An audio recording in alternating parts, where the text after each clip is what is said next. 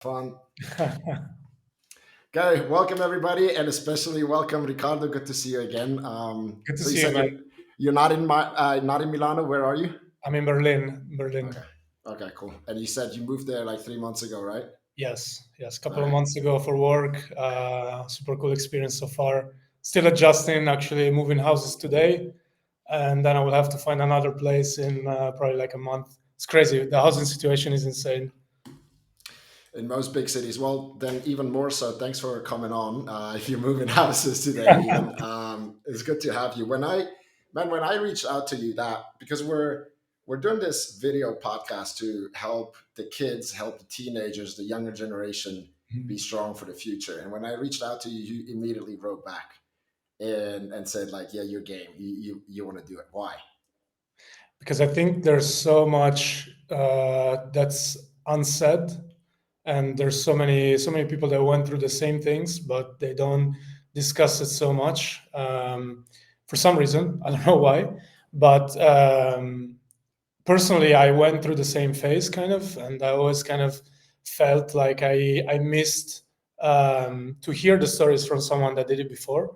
And so I feel like the every time I can give back a very little bit, even if it's for just one person that listens to me, and it's in a like a 1% helpful, I think that's already a big success. That's more than I've had. So yeah, it's super awesome that you're doing this, and super nice to be here. So thanks for having me. Yeah, dude, I love to share the lessons and the mistakes that I made along the way because that's where we learn, right? It's like in the when everybody's partying, it's easy to party, but it's like when things don't go smooth and there's a lot of challenges, that's when you build your character. So you went to the Olympics with 18, right? So for everybody who doesn't know, Ricardo, his last name is Maestri. Do I pronounce that right? Correctly. So him and I, we swam in the Olympics in London together, right? With 200, you were in the 4x200 relay Yes. with 18. So Yes. walk me through what that was like, because I was 25. I was like, old. No, you were still in peak form, I would say. Yeah, for me, I felt like so out of place. I was just like a kid walking there. And the year before, I actually went to the US for I did like an exchange year. Barely swam. I think I trained the first 4 or 5 months of the season, where in the US in high school they have seasonal sports. And after that was over, I started to kind of decrease training.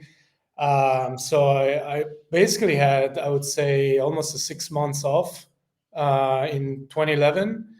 And once I got back, I just got back into training, and my coach saw me. I was in terrible shape, man. Been Just there. started beating me down, like kind of old school coaching. But I think that was definitely the right way to go and the right decision. And thank God that he pushed me so hard. And in a way, I don't know, I'm kind of grateful that I had that little time off. I think that increased my hunger so much, and also the fact of experiencing a different culture, changing environment, changing mindset, experiencing something completely different. For example, like being in the US instead of Milan, Italy, or swimming for your school instead of swimming for your club team, doing practices at 5 a.m. before school. It's not really something that we have in Italy when you're a teenager, when you're in high school.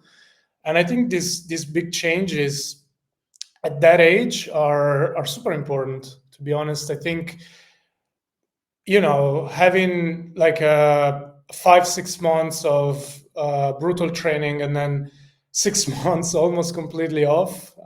It's something that nobody really does in Italy. I think everybody's focused on maintaining their trajectory, maintaining their routines. So you kind of go to school, then practice in the afternoon. Sometimes when you're maybe 16, 17, you start doing some trainings in the morning. But I think those changes are super big, especially if you, like I said, if you experience them quite early. Um, and like I said, I think that time off helped me increase my hunger. I think I got into a place where I wanted to get back into, into it, back into my times. And I understood that unless I did something about it, there was no results guaranteed. Hmm. So that was kind of my year before the Olympics, which was super weird. But I think it also, in a way, I got to the Olympics almost lacking confidence because everyone else was preparing so much, and I felt like I just happened to be there. Although, of course, 2012 and 2011, 20, I mean, the season 2011, 2012, I trained so hard, so I deserve my spot. I don't think in swimming you can, um, you can swim fast without deserving it. It's such a cruel sport that unless you train, unless you're supposed to be there, you're not going to be there. But having that time off on one side helped me, and on the other side was definitely against me. But all of this aside, just being an 18-year-old, basically like a kid, teenager, you're walking around, you see Usain Bolt, Michael Phelps, the NBA team, you're like, what am I doing here? I was also super skinny at the time. I was, I think, way less than 80 kilos. I think I was like 75. I was just like A pencil, a a piece of spaghetti, spaghetti. a spaghettini. Exactly. But I mean, yeah, of course, it was a great experience. It was life changing, right? I think for you as well. Just being in the arena, being in the environment, like there's the Olympic Village. There's so much built around that moment, and it's only what, like 8 days of competitions for swimming, Hmm. Hmm. and people really train for it for 4 years. Yeah, or more, And or before like, the 4 years, exactly, before the 4 years for a lifetime, um, which is crazy. And for me, I think the fact of being there so young, and in a sense, I think I made the team in May, hmm. April or May, and the Olympics were end of July, I remember. So my race was 31st of July. There was definitely not enough time to realize what was going on, because you prepare for it also mentally, right? Like as you keep training, you keep banging on your routine. It's like your mindset also gets into the grind, but doing it so quickly was definitely tough. It was definitely like a great lesson. Like I said, of course, it was amazing to be there, but I think it happened like way too fast. Did you? Yeah. So that's why I was wondering because you're 18, right? And it's like, yeah, it's happening really fast. Did you experience a lot of like pressure on yourself, or were you more like, hey, I'm just like this is cool. I don't really feel like I belong yet, but like this is really cool, and I'm happy to be here. Like, what, or was it a mix? What was For it? sure. No, I think, yeah, up to that point, I definitely felt a lot of pressure on myself. I was still training with my first team. So I was training with kids that were from 12, 13 up to my age. I think I was one of the oldest ones. And it's just weird, right? Like everybody else is in these huge training centers, like with specialized nutritionists, osteopaths, physiotherapists, coaches, trainers in the weight room. They have trainers for mid distance, for distance. I mean, there's just so much going on in the background. And for me, it was just like, I went to school in the morning, and in the afternoon, I was there. There was these kids swimming around, and I was just one of them. And then I was just training, I was just doing. It was like a small pool in a super small city. I think Hmm. like 10, 20,000 people. It was the only pool that was in that city, of course, because it's such a small town. Hmm. Um, my coach was the same that I had when growing up, and it just felt weird. So I felt like a lot of responsibility. I felt like I put myself in on myself a lot of responsibility. Also for all the kids that were there, that were watching me. I could see in their eyes, they were like, wow, this guy is like, he's Role going model. for it. Yeah. And and the year before I was kind of slacking off. I was just a regular guy. So I think it was just a lot to absorb. And at the same time, once actually, like, yeah, in the I would say 2 3 months before, you have like you kind of get in mindsets, right? Of, okay, I'm going to the Olympics. I have to prepare. Like today in training, I'm thinking about the race. Every day, you kind of start thinking about like the race that you're gonna have, and that kind of builds up. It's like exponential, I think. And once you get to the training camp, that's usually for Italy, it's like, I think, 2 3 weeks out of your race. You really start feeling it. Like everybody's just there, the team is there, the coaches are there, and you start really getting into the racing mindset. I think, yeah, 2 3 weeks of training hard, but also being mindful about everything that you do outside of the water as well. But man, for some reason, I walk into the arena that day. I was like so calm. Like I built up all these scenarios in my mind and all like how things might go, how weird this is. I'm 18. Everybody else is a huge champion. But then I walked there. I was like, man, this is just a pool. And Yeah. I look, the thing that struck me the most, of course, was the pool is huge. Like London pool is insanely big. And I don't know if you remember, but as soon as you walk, I remember there's just so much light.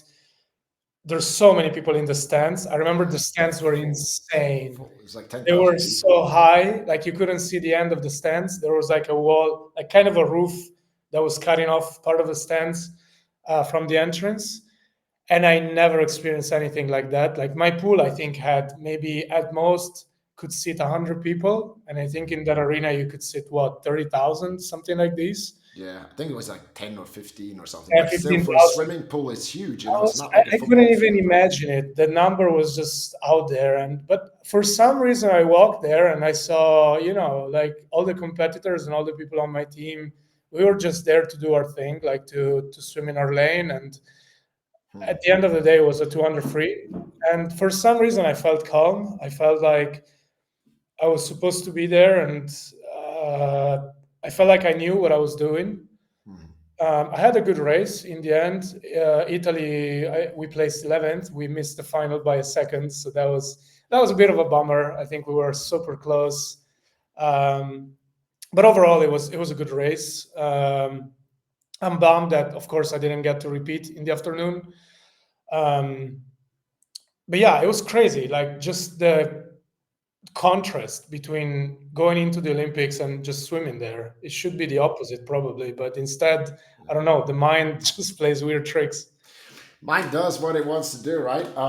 The thing, what I hear, okay, so you were calm, right? That's really interesting. I actually managed to be calm as well, but only that was like my last year, and I was 25. And all the other 15 years before that, I always struggled with performance anxiety, right? That I wouldn't recall all the training that I had in those most important moments. And the thing, what I learned, and I had like, I don't think I told you yet, I had the opportunity to work with the sports psychologist of Michael Phelps, Dr. Jim Ah, Bauman. okay. Because I I, didn't know. Yeah. yeah, because I was in the States at the University of Virginia and they hired Dr. Jim Bauman in my last year in the Olympic year, right? And I was like, okay, at this point, I've been struggling for so long and I just raised my hand and said, I want to work with that guy, right? One on one. And people are like, yeah, but you're just mentally, are you not strong enough? Like, what's wrong with you? And, it's going to be another thing that you're going to have to do.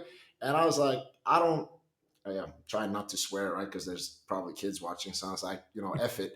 I'm just gonna do it anyway because at this point I just wanted to have results. I just wanted to like do well when it actually matters. And what he taught me was that because he said, you just swam in your, or the Italy team swam in our own lane. And I Yeah. think, what I always did wrong was I went into the competition thinking about the goal time that I had or the qualifying time. I always had like the big end result that I wanted to achieve. That was my goal going into competition, but I learned that's the wrong goal because that's a good goal to have when we train every day. Why we get Yeah. up at why we get up at 5, right? Or 6, and then all the hard sets. Because yeah, Yeah. if you do the hard work, yeah, you belong. Yeah. But going into it, it's actually just to do, go eat, go sleep, go train, go do that, right? And when it's time to race, go warm up, go put on your suit, go to the call room, warm up, move your shoulders, and just swim in your own freaking lane. Yeah, and I by any means I don't want to pass the message that I was completely calm and recollected. Of course Yeah. not. But I just felt, I don't know, I just felt more at ease than in the previous times. Like walking into training, it was just sometimes it was excruciating because in advance that you're gonna beat yourself to death. Like you're just gonna end training and you're just gonna be so tired. And I think sometimes that plays a factor of fear in training. I know other athletes go through these phases of being afraid of the pain of training, when in reality I think all you can do is kind of absorb it and internalize it and enjoy it. But in a way, I don't know, like I remember being in the tunnel like leading up to the main entrance, in Yeah. London. And yeah, I was just like breathing. I was talking to the other guys, and I was like, all right guys, let's do this. I was of course like like breathing heavily, trying to control my breathing, help my mind like be there in the moment. I think that really helped. And for me, once I stepped on the blocks, it was it was like, okay, let's go, like I'm here. And what's funny was that after that experience, like after the Olympics, I started creating so much pressure on myself that for some reason I had to repeat that, and I had to every day prove to myself that I was, I don't know, worthy or something similar. And I think at that time it was tougher actually than so it was tougher after than actually was swimming in that moment, because I think some naivety definitely plays a part in that. Like you're just 18, yeah, you don't know what's going on, like you don't know like all the things that go in the background, that all the huge machine that moves, that the Olympics are.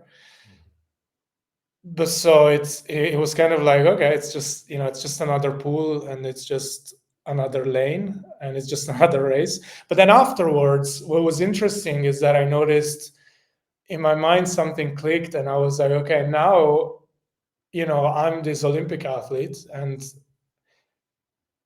I have to be careful of what I do. I have to be mindful of everything. I cannot really wing it. It's Yeah. more of being conscious of the decisions that I make, how I train. And I think that definitely can be a weapon, because you're worth it, and you're good. I mean, you're top level, right? If you're there, it's not a question anymore. But on the other side, there can definitely be a lot of overthinking involved, and that can be a double, very much a double-edged Yeah. sword. So tell me more about, so because I could try to explain that psychologically, right? But okay, so I want to back up, because what you said, that you came in like very like free kind of, right? Like care, Mhm. not like that you didn't care, but it's like, you're young and you're just kind of happy to be there. There's actually like really interesting research they did. They took three golfers. They took an amateur golfer that plays with the buddies over the weekend and has a beer afterwards. They took Yeah, a, exactly. like a club golfer who's, Yeah. have you heard of it? Have you heard of it? No, no, but I can imagine where this is going. Exactly. So they took, I'll just, right. So they took a club golfer who played like quite a lot, very ambitious, but not like at the world class level. And they took the PGA number two in the world. I forget, Fowler or something. I forget his name. It was a couple of Ricky years ago. Fowler, yes. Yeah, exactly. So those three, and then they basically just gave them 15 shots to take, to put, just to put. Okay, and like all had the same, but they didn't know that the other guys were there as well doing that exercise, and the only guy who's there was like the researcher, right? And so Mhm. they did the thing, and everybody, and they measured the stress levels that they experienced. They hooked them up to like brain scans and like heart rate monitors and heat, body heat, and all that, and they all had like a minor, very minor reaction to it, but not much, right? And then obviously the PGA golfer, he hit I think 14, 13 out of 15. The other guy, like something in between, and the hobby golfer obviously did the worst. Okay, but then what was interesting, the next day, they they started to simulate more stress. So they added like big ass like TV cameras there. They had a guy come in like very close right next to them, filming it. They said they were filming it. They put a crowd in the background, and the three guys were introduced to each other. So now it was like they were telling them, okay, we're doing a competition, a fundraiser, right? And they were measuring the stress level again. And so guess what happened, right? Who experienced the most stress? What do you think? Yeah, I think it was the one that didn't. I don't know actually. I don't know. You tell me. It's tough one. Yeah, Okay, so let's start on the other side. The guy who experienced the least stress yeah. was actually the hobby I think that golfer. was the one that was the amateur, or the one Yeah, that you know. yeah, because he's like, well, I thought this is just awesome. I'm like with Fowler here, and like, I had no idea he was here. That is awesome. I love being here, right? And he was just enjoying himself, and the stress reaction actually wasn't high at all, right? And he performed about like the same that he did when he was just alone. And then interesting though was that with the other two, they both had a reaction, but probably for different reasons, right? Because the PGA golfer, he's like, oh shit, now his identity is I'm the second best in the world. I got to prove myself. Like everybody's watching. This stuff is being filmed. Who knows where it's going to go, right? Mhm. And like, so he had a reaction. And the club golfer, the same thing, because he's like, oh, I cannot be beat by a hobby golfer now. And there's like people watching, and he was about to find out that he's not as good as he thought he is. Okay. Mhm. But then what was the difference between the club golfer and Fowler? What was the stress went up, and then what happened? I would assume that Fowler knew how to deal with it, and the other guy probably didn't.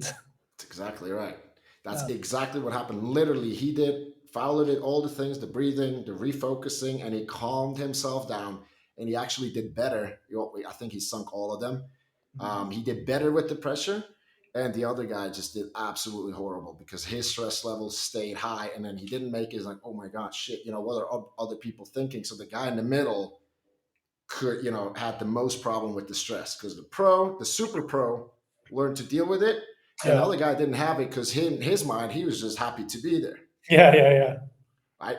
And I think that is a good lesson, right, for like younger athletes. It's like, okay, there's a time you see like in tennis, you see like the 18-year-old girls come and win US Open or something. Like it's nothing, right? They come in and then all of a sudden they win they win against a good name in the quarterfinal, and then they're in the semifinal, and then all of a sudden, wow, they're the next champion. Yeah. But then the pressure comes, and now they have a reputation to live up to for themselves, right? As you just said, oh, I'm an Olympian now. And then is when the overthinking starts to happen. And then you see a lot of them come down after that because of that. So it's a skill that can be learned because, yeah, there will be a time, right, when we get a bit older and we're at a certain level. You have to learn it because it's not always just fun, fun, fun. Exactly. Yeah, it's really interesting to hear. I didn't know about the story, but actually, very similarly, I just read "Open" by Andre Agassi, the tennis player, the legend, um, and that's Could be kind your older brother. of exactly.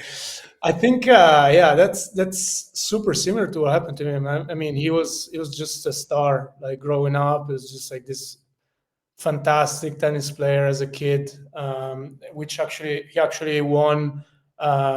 He was basically unbeatable, and then he won like quite young. I think he was 19 when he won the first 19, or around his early 20s when he won his first slam, and then it just kind of spiraled. It just like and I love how he always talks about hating the sport, like I hate the sport, and everybody around him is like, how can you hate it? You're so good. And he's like, no, I actually hate it.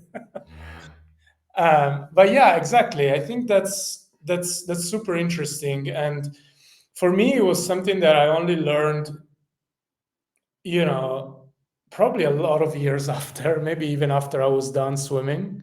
Mhm. Because even when I was in college, I swam at University of Arizona from when I was 21 to 24, 20 to 24. And even then, for some reason, I always felt like I had something to prove to myself, to my family that was in Italy, to the coaches that allowed me to be there. Like there was always someone I had to prove something to. Hmm. And I think that's super interesting how we build these conceptions in our minds. Yeah. It's not really something that exists as long as I was always diligent. I was always doing the work. I don't think I could do like, I don't think I remember one practice, like one single practice where I actually slacked off, where I was like, okay, today I'm getting out of the water, I'm super fresh, or I'm not even very tired, I'm just average tired. All the practices that I remember I can think of, I went out of the water, I was completely exhausted. I gave it my 100%. And yet I wasn't able to replicate my results of before. I think it's super interesting. And for some reason, even when I had a 2 year gap between the Olympics. So when I finished high school, when I went into the Olympics, it was my last year of high school. So I finished exactly that summer. And I had a 2 year gap between that moment and when I started college at U of A. And even in that 2 year gap, I felt like I felt alone in a way. Like I felt I didn't really have a lot of support from the coaches, from the people around me. I feel like everybody didn't really know how to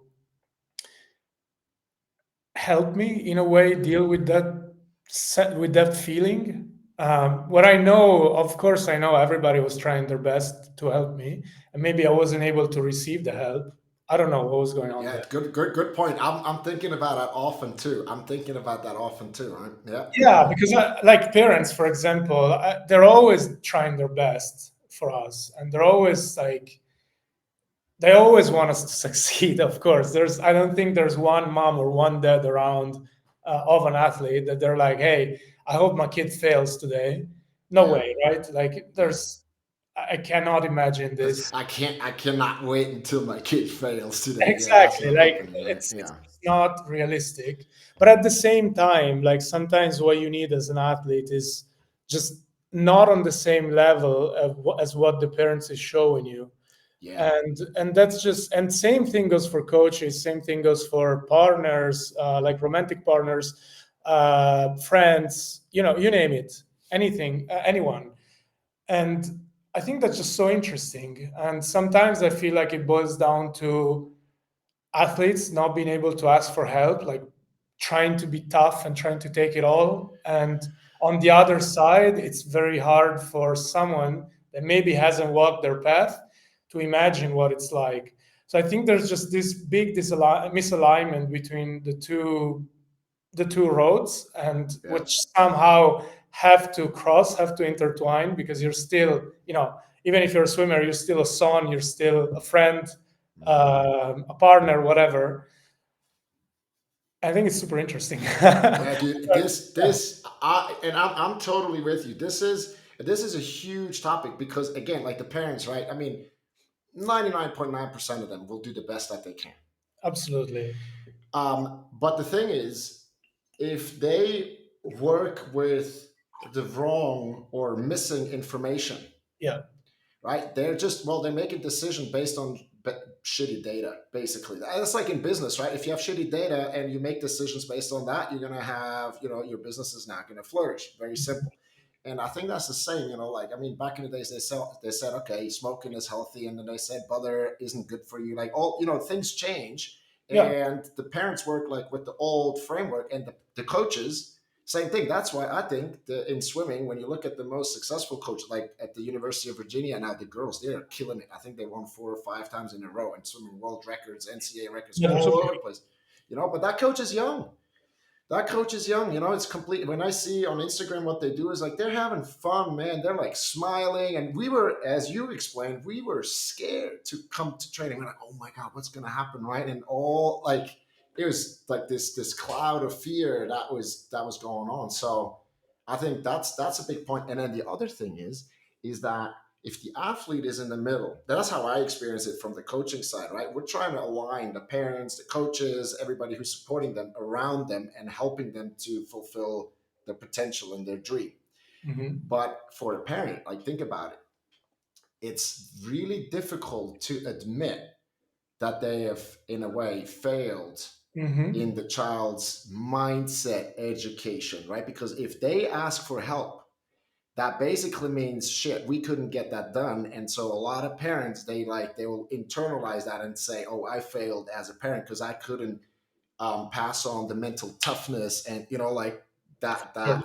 champion mind to my child, and they'd actually rather not even like look at that, which is sad for the athlete, very sad, and for the coach as well. It takes a lot of courage. I was going to use another word, but it uses a lot of courage, right? To say, hey, we want help. We as a club, we want help. We want the best in the world to come in and help our athletes develop their mind. We take care of the body and the technique, but we want specialists who know what's going on. And that takes a powerful person to say, yeah, I want help. I absolutely agree, and I think it boils down to exactly that. And look, David, I think like nobody likes to fail, right? So nobody likes, in principle, nobody likes to admit that they're failing or that they're about to fail or that they could fail even. And I think, like, on the athlete side, you always need to perform. You always want to be the best. You're always competing with others, with yourself. I think I was always competing with myself at first, and then with others. And when I was beating others, I would still be competing with myself, and that's a tough one to beat, right? Yes. and and for the people who are around athletes, I think they just don't have one. Most of them probably haven't walked their path, so they don't know how to, what's going on. For most, it's the first time. Think parents. I mean, how many parents were athletes before? They're just parents, right? And athletes are just athletes, and they're just kids most of the times. And and I think everybody's trying their best. Like parents, like I said, I remember my parents were definitely trying their best. They were definitely trying to support me as much as they could. I think at times it was just tough for them. It's just a lot going on in their life as well. And they just didn't know how to deal with it probably. Yeah. And like you said, I think it's just, everybody kind of builds up their own frameworks and builds up their own methods, creates their own methods based on their own experiences. And I think, if you were not an athlete before, it's hard to create a method based on something that doesn't really align with what the athlete needs. And so it's such a tough there's it's so tough to make the gears like rotate together in a smooth way. Mhm. But it's super impressive when someone admits it, that yeah, exactly, they need help, they need professional help. In my case, for example, I know I never knew where to look for help, and I think that's why it's so important that's why I really like to be here and discussing this with you, because I think it's so valuable to even have someone speak about this um, as openly as possible. And I never I never really found this out there when I was still swimming, and I didn't really know where to turn, because if all the people that are close to you don't have a clue when you're, I don't know, like 15, 16, but even 20, even 25, how are you supposed to deal with all of it by yourself? Like if even the people that you're trusting the most don't have the answer, who are you supposed to trust, right? And it's a Yeah. tough one, I think. And I definitely felt it on my own. And I think I told you when the first time we spoke that all the things that I figured out in in these 30 years of life were basically based on past experiences, and on whatever, whenever I had a failure, I kind of took the failure, adjusted, and made it a learning. But it shouldn't work this way, because then you're just keeping on failing. And then Yeah, but that dude, the reality is like if we're just like completely honest, right? I mean, real life kind of works like that. for There's sure. not like there's like advice and like things that are kind of universal that'll work and it'll just accelerate the curve a lot, but you'll still have these failures because you just need them, and then you do the Yeah, adjusting as you said, right? You're like, that's okay, very true. But right, if you have like one reference point, at least one reference point, and you say, okay, this guy or this girl like went through exactly what I'm going through, that at least you don't feel alone. I would yeah, say, like, you don't feel by yourself. You don't feel like you're the only one that's going through these changes or these weird mechanisms. And that's kind of what I felt like at times. I felt like I don't know, like my parents wouldn't understand me, or um, my friends were misaligned because they didn't really cared as much as me, maybe, about swimming, or I didn't care as much about partying, for example, or I wasn't I so cared much. about both. I didn't care so much about school. Yeah, Just wasn't so interesting to me. So I also had a big clash with my teachers, with my schoolmates. We never really clicked as much, besides maybe a couple. It just makes you, it takes you to the point where you really feel lonely. And I think it's just so important to have, at least, to know that someone else went through that thing.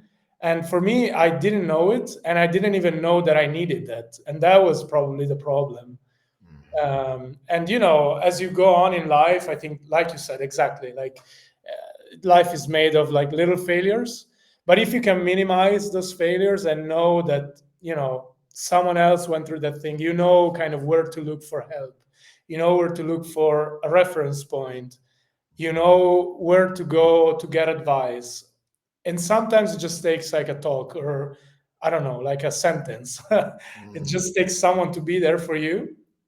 I think it makes all the difference, because now, looking back, maybe if I had someone like speaking about these very things, I'd say, okay, interesting.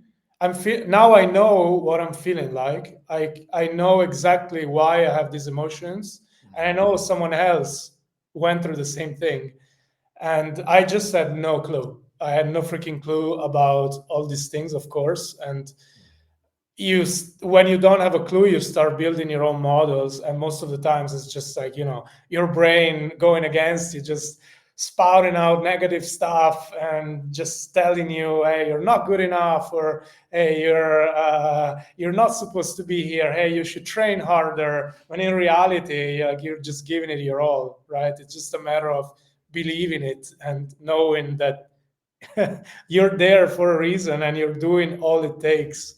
So Right. it's not really up to doing more. Yeah. Sometimes it's just up to being more mindful, I would say, more cautious, and more into the moment. Yeah. You mean conscious? Conscious. Conscious, Sorry right? about that. Yeah, I agree. Because Exactly. cautious, that'll be go more like the other, but conscious. I agree with Conscious, you. conscious. Yeah, yeah. The thing, like the easiest way for people like you and I who've kind of done the journey, and who have struggled, right, or have the courage to admit that we struggled, is actually to share with the people the story and kind of share with them how they're gonna feel along the way. You know what? Like it's like we know if you were talking to like a 16-year-old, right, who's preparing to go to the Olympics, and then you can kind of, let's say like there was an Olympic Games in 2 years, let's say, and then the kid makes it. You could walk the kid through in advance what's going to happen. And what I found is like what the people that I work with, when they get to that point, they'll still fail a little bit. They still get nervous, but at least they know they Mhm. expect it because somebody told them. And that really builds Exactly. trust because they go, oh shit, that guy told me that's what's going to happen. I'm in the right place. You know? Exactly. And sometimes it just takes a little nudge or a little Yeah. reminder. And if I have to draw like a business analogy here, maybe also for the parents, maybe that Yeah. helps. Like I joined this tech startup 2 months ago, so 1st of February this year, and we're all young, we're all below 30, well below 30. Some of the founders are 25 or so, and we are so hungry. We're like we want to win, we want to do so well. Everybody's so ambitious, and we just know that sometimes it's gonna be chaos. And we have these open discussions, like we say, hey, guys, like now we're gonna grow the team, we're gonna do the steps that it takes, and things are gonna get messy, and we're just aware of it. Let's just like know that things are gonna be a disaster at some point, like they're gonna be chaotic, but let's be mindful. Let's know that this is gonna happen. It's not a matter of if, but more a matter of when. When. And as long as you know it, I think you can just be in a completely different mindset. And that's like exactly the same thing for me. And I think that's one of the beauties of the sport, right? Like once you go through these cycles in swimming or whatever other sport, I think you really see how much of a roller coaster this is and how messy things get at times, whether you want it or not, whether things are going well or bad. And at, once this keeps happening, after a while, you're like, okay, now I kind of see the pattern, and I know what to expect next. I Yeah, and know this even is lean in, right? Even lean into that and start to actually appreciate the yeah. opportunity. Yeah. Yeah, and Mhm. it's kind of the same thing in practice. When at first, like, you have the first hard practices, maybe when you're, I don't know, 14, 15, even later in life, maybe you still pick it up a notch. Maybe you start doing doubles, you start doing the hard sets, then you decrease your intervals. You really like go against what your body's telling you, like what your mind is telling you, hey, please stop, and you still like beat yourself down. And at some point, I think in the beginning, if you don't know that that's what you need, I think that's where that feeling of fear comes in, and being like, hey, but you're like, well, shit, I mean, do I really need this? Like everything in my body is telling me no. So do I really need to go through this? But I think if you realize that that's what you need, that's every 1% that you put extra, in terms of effort, in terms of work, and you're conscious and mindful about what you're doing, I think that makes all the difference. And for me, like now when I go train I'm not competing anymore, but when I go to the gym or when I go train, or even when I do like a task at work, if I know that that's going to be painful, but that's what's going to take me to the result, I enjoy it for some Yeah. reason. I know how to take it in a different way. I don't know if it was the same for you. Maybe interesting to hear your point here as well, but it makes it makes so much different for me, so much difference for me. I mean, it's just game changer. It's just like I know how to appreciate the pain, and the pain is always there. Like there's no one that goes through practice and they're like, oh, Exactly. it's a walk in the park. Exactly. And swimming, like you're not even breathing half of the time, so it just has to be painful, but it's just not natural. Like you're horizontal, you're without gravity, you're not breathing, you're in water. Like what the heck is going on? But if you know how to appreciate it, I think it's such a game changer, super powerful. What was it like for you? Was it similar? Did you also ever think about this? Only after I was done swimming. Exactly. Exactly. I wish, man. That is it. Look, I don't have any regrets about my swim career because I mean, things happened the way they did, and I had a lot of fun and all that. But I mean, I do wonder what could have happened. Could I have been in the Yeah. final? Could I have made a medal if I knew just a couple of these things like earlier, right? Instead of being fearful of practice, actually, as you just said, like leaning in and starting to enjoy that Yeah. as an opportunity to push my limits and to find out who I can really become. I guess we'll never find out. But yeah, later in life, for sure, man, and in business, right? Tony Robbins. Yeah, yeah, yeah. So as a coach, right, it's like, okay, Tony Robbins is like the role model, right? Changing millions of lives and all that. So doing cool stuff. And he's I like him because he shares, like Djokovic, for example, he shares the hardship that he went through. And he tells the story of when he first started to get into NLP, and he was so excited to learn and to pass it on, right? He like booked with the money that he had, which was very little. All of it he spent on like a hotel lobby to like, do a seminar. I think Yeah. there was like room for like 500 people. And you know how many showed up? Five. Yeah, like two.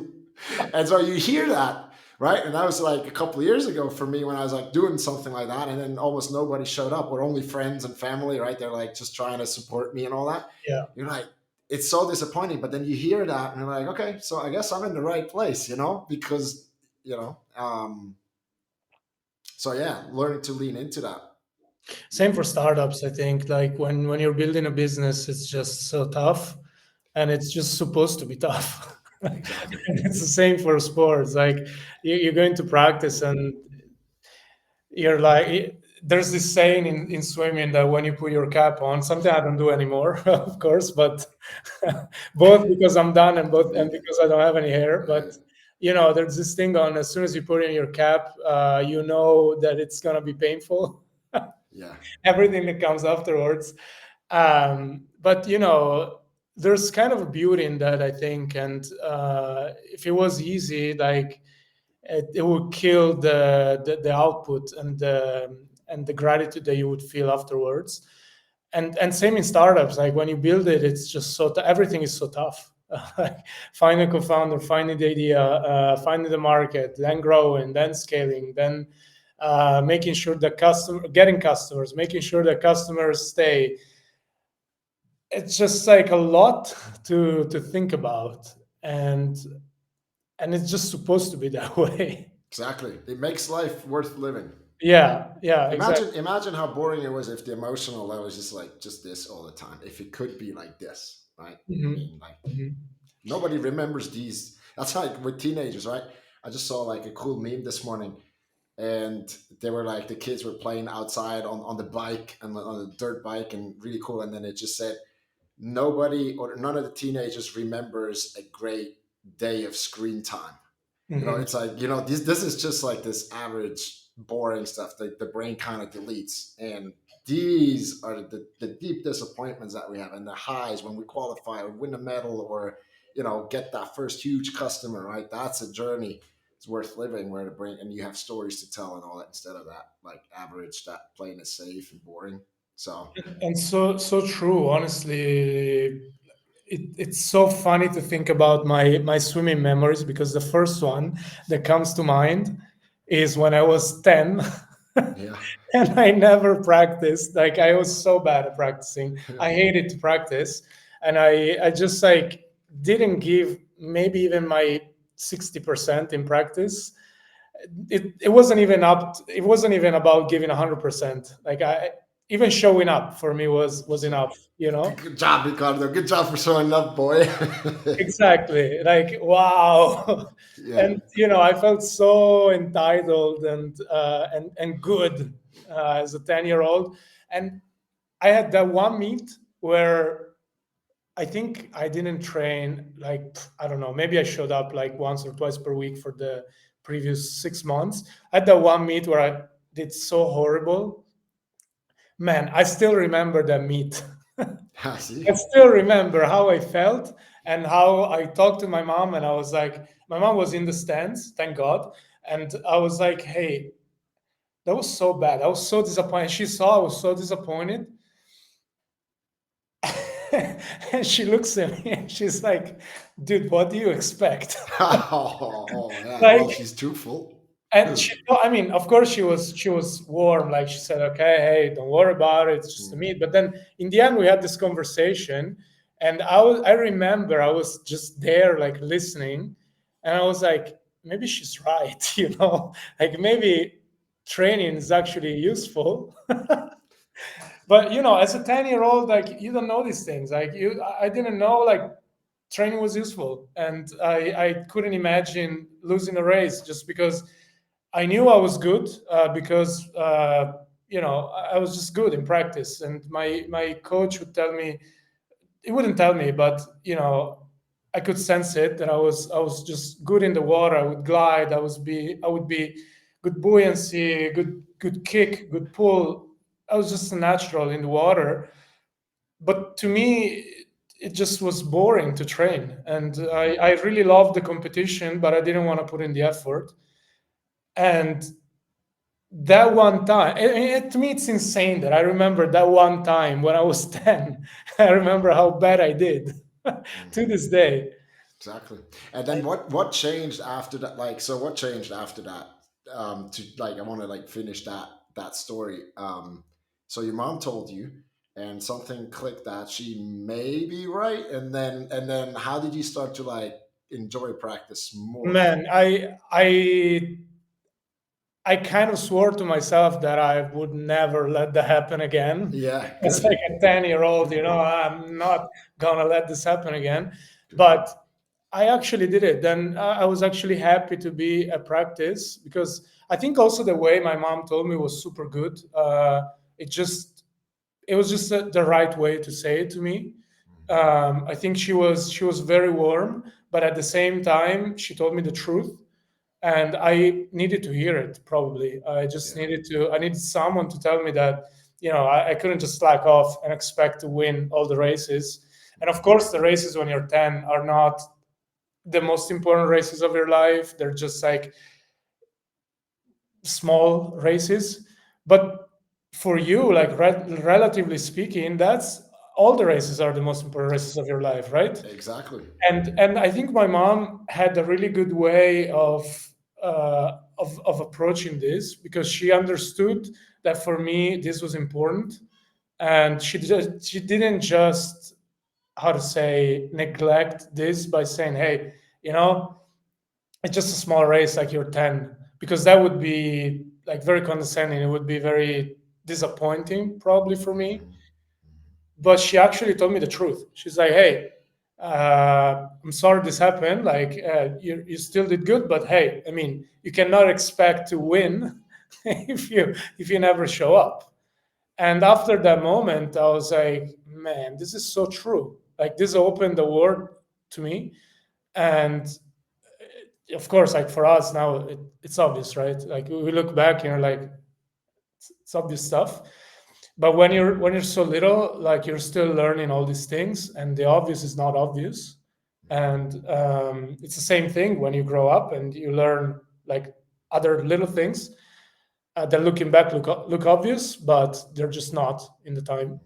And so, yeah, just to get back to the story, I just started training more. And I remember, like, a couple of years later, I mean, I started improving. I saw the improvements, and that was definitely like positive encouragement, positive reinforcement on the external side. uh, I started to believe in myself a lot more. I saw that, more training equal more, Yep. or not just more training, but more, mindfulness about what I'm doing equals more results, or better results. And a couple of years later, I actually started showing up at practice on off days. Like, sometimes I would go on Saturdays, even if my coach didn't ask me to. Maybe, like, I did it. I remember the first Saturday I did was the day before a race, when I was, I think, 12. Mhm. And Saturdays were like a sacred day, right? Like, you don't go to school. It's like the off day by definition when you're a kid, because Sunday is kind of like, maybe, you have family activities, you have other stuff going on. Maybe, like, there's a party, or there's, kids doing little parties or whatever. But Saturday is like, hey, it's the day after Friday. Like, you're done with school. It's me time. Mhm. And I think, once I realized that, then I started showing up on an off day. And I think that was the very moment that, if I look back, it's clear that that's when I realized that training was important, and that what my mom told me clicked. because otherwise there's no reason why I would show up on an off day That's right. when 2 years before I wasn't even showing up on the regular days, right? Um, and after that, yeah, I just kept going with that. But to me, it's just insane how the brain works. And like I look back and I remember this one race. It was just such a shock in my 10-year-old eyes. Dude, yeah, my first race, I remember getting on the block, local pool, like small, like, Yeah. and just false starting, just because I was so nervous. So that was a shitty experience. And then you got back at the time, like you got another chance. You could go again. They changed that. Like I don't know how old I was when that changed that to just one false start and you're out. But back in the day, you could go again. But that's good. Yeah. Ricardo, what's one thing to like come to a close with our conversation? I really appreciate you and everything that you shared. If you let's imagine like a 14-year-old, a swimmer, right? That'll Mhm. work well for us. What's like the one thing that you wish that you knew at that age? I mean, we already heard some, Mhm. but like what's the one thing that you would share with somebody who needs to hear? Man, it's tough, and I think it's so subjective that it's really like everybody has different needs. It's really hard to pinpoint it on one.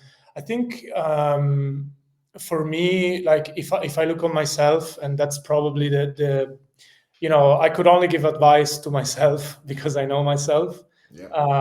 and I know my story, so that's of course the easiest one. But when I grew up, like when I was 14, I started placing really well in Italy. I think I went into the Italian junior nationals in the summer. Actually, in the winter, I won I think 5 medals or something like this in like very different events, like IM, fly, freestyle, all mid distance.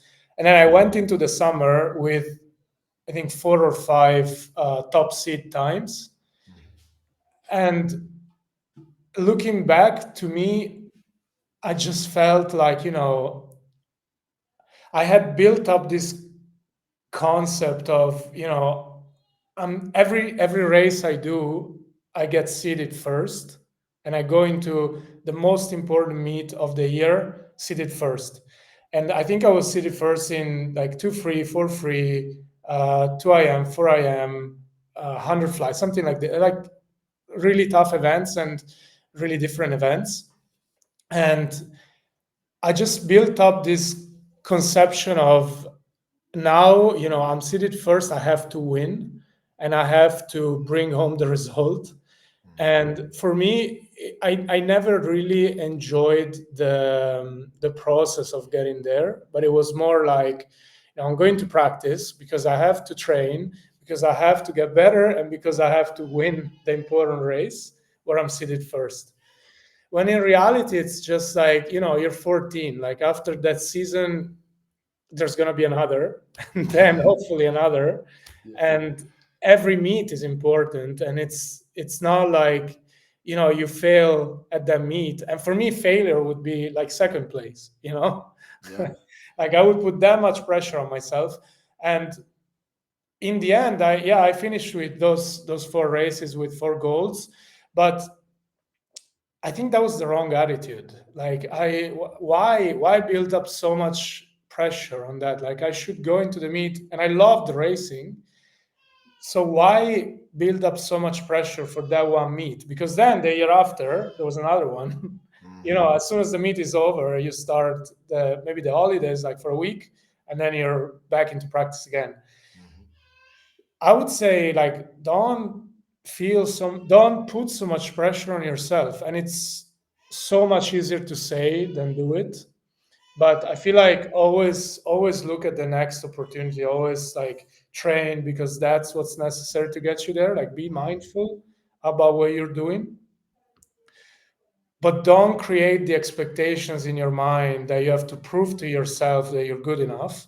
Because if you do the work most of the times, like you are good enough, right? Like if you get into the meet and you're seated first, it means that throughout the year, like you're training and you're proving it constantly.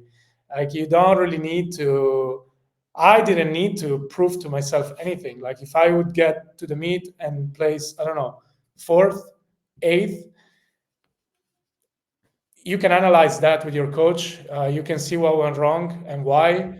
But I would guarantee that if you're seated first in four events and consistently through the year, like you're going so well, you're gonna go to the meet and do well. Like it's unless, of course, if you get sick, that's another story. But if you do the right steps, there's absolutely no reason to doubt yourself in the first place. Because I mean, I think I had like at least three or four how to say races where I would prove to myself that I was consistent with my times, like 2 free, consistently place myself first for like three times in a row through the season. 2 a.m., same thing. And at the end, it's just another race. It's like we talked about in the beginning, right? At the Olympics, it's just another race. And if you're showing up, you're doing the right things. Um, just don't build up that much pressure. It's fine. I think that would be the one advice that I would give myself. But to be honest, it's so easy to say it, and it's so tough to put in place. But I think at the end of the day, it's a matter of like enjoying what you do. Like if you really enjoy swimming, then keep doing it. If you don't enjoy it, then ask yourself why you're not enjoying it. And if the reason is, I don't know, just not for me, there's nothing, not no one is forcing you to do it, right? Like when I think that's the other thing. Like I would build up so much pressure, but I was the one that chose to swim, and I was the one that chose to have those goals. So Yeah, if you those are put on your the cap. You put on the cap. exactly, like if those are your goals, I Yeah, mean, what and you're showing up, what's the point of yeah. building the pressure? I think that's the one thing, and other all the other things I think kind of follow through. You have control over everything basically. You have control over practice, over sleeping, over everything else. I think most of the times, like I said, it's a matter of showing up, of doing the right things, and on the parent side of supporting and making sure that you're doing the right things as well, like the kid actually needs, and know what you believe is good in your mind. Mhm. Cool. I love it. I'm with you. Yeah. Yeah. And the pressure thing, right? The good news about that, even though it is, yeah, it's not like it's obvious now, but it's like harder. Okay, how do I actually do that? The good news about that is that it's totally self created. Right? It's all pressure that is in our head. It's not like Yes. it's because everybody else that feels it differently. They have pressure for their own reasons, right? And that's good news because that means if somebody can say, "Hey, I understand that I'm creating that experience for me," then there is a way to change it if they want. So that's good news. I think so, and of course it's hard. It's not like Yeah, yeah, and yeah, it's so easy for us to talk about it after after we're done swimming and we're just sitting here, just speaking yeah. about it. Relaxed.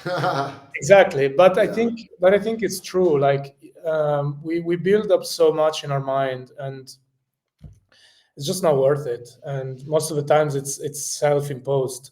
Yeah, it's bullshit too. Like I always thought that I have to get the recognition of my parents, mostly my dad, because he was a swimmer. But Mhm. I realized at the end that I actually never needed my dad's validation because he's always there in the form of love. But Exactly. I imagine that I don't have it unless I really perform, right? And then when he was there, or even when he's not there, I knew he was watching. Right? I Mhm. had like this pressure that I thought, oh, like But it's yeah, exactly. It's always self-imposed, and I think also open conversations on the parent side really help. I had a few of those with my parents, and that was super nice. Sometimes, like the unsaid things, is what makes us um, build up these weird models or these weird concepts in our minds. And I think just honestly, just being a parent and taking up the responsibility of having a chat yeah, um, is just so helpful. And words are super powerful, I believe, especially when you're so young. If you say something to someone so young, they're such a sponge. They absorb everything, and it's just so easy to forget, when Yeah, you're in the in the routine and doing work and house, family, other stuff. But everybody, especially little kids, they live in their own bubble and they live in their own th- they don't have the responsibilities that parents have, and so that means that all the few things that they do are extremely important for them, because they just don't have the alternatives. Like for me, I only had swimming in school. I didn't have to pay rent when I was 10. yeah, I didn't have to worry about car insurance or house insurance. So for me, like, even when I was 14, I, for me the race was counted, and that's probably why you build up all this, you know all this self-imposed pressure, when in reality it's just it's just you. just you. And again, the truth will set you free, right? But first, yeah, I always say, like my coach always says that the truth will set you free, but first it may bitch slap you, right? It Yeah. may hurt a little bit, but it's useful in the end of the day. Cool, Ricardo. Is it okay? Is it cool if I put your LinkedIn profile in the description and all that when I do that, so that people who want to connect and can find you? Is that okay? Absolutely, absolutely. I don't really have social media. I deleted most of it a couple of Yeah, years ago. to be focused. Yeah, not a bad idea. But Uh, that would be good advice to a 14-year-old too. If that, you, that's another one probably, but that's for another discussion. But that was yeah, my choice. I felt like there was just so much going on. I didn't want it. But yeah, for sure. Put LinkedIn. I can also drop my email if you want. I don't know which one is easier. Maybe LinkedIn is easiest. Also for the parents, and also feel free to attach my last name on it. will do. Sorry for not making it show up. Ah, it's good. You just got it's just Ricardo, ladies and gentlemen. It's just Ricardo. Hey man, so thanks for Thank being you so on. much. I had a lot of fun, learned from you. Exactly what I expected, so I love it. Thank you. Thanks a lot, man. It was really fun, and I hope this is helpful. And like I said before, just to close it off, I never really felt like I had any. I looked up to a lot of people, but I never felt anyone was sharing this type of stuff, or at least if they were, I didn't know where to find it. So I think it's just so important to have like a reference point, for kids, for just kids in general, but athletes, of course, I have a soft spot for them, and for parents as well, because I know my parents did so many sacrifices and just tried so hard. My parents and my grandparents, they tried so hard for me to have, just a good childhood, a good life, many opportunities. They allowed me to go to the US to swim around the world. They had to work like Saturdays and Sundays as well, and it's easy to forget as a kid. Like you don't really realize, you just kind of take it for granted. But on the other side, on the parent side, it's easy to forget what the kid is doing, what the kid is going through, and how much effort they're putting and how much pressure they're creating on themselves. So I think that's also just really important to have someone speak about it, and to have like constant reminders to ourselves on this. Yeah, So just a quick note to end it with, and again, thank you so much for having me. It was super yeah. super cool.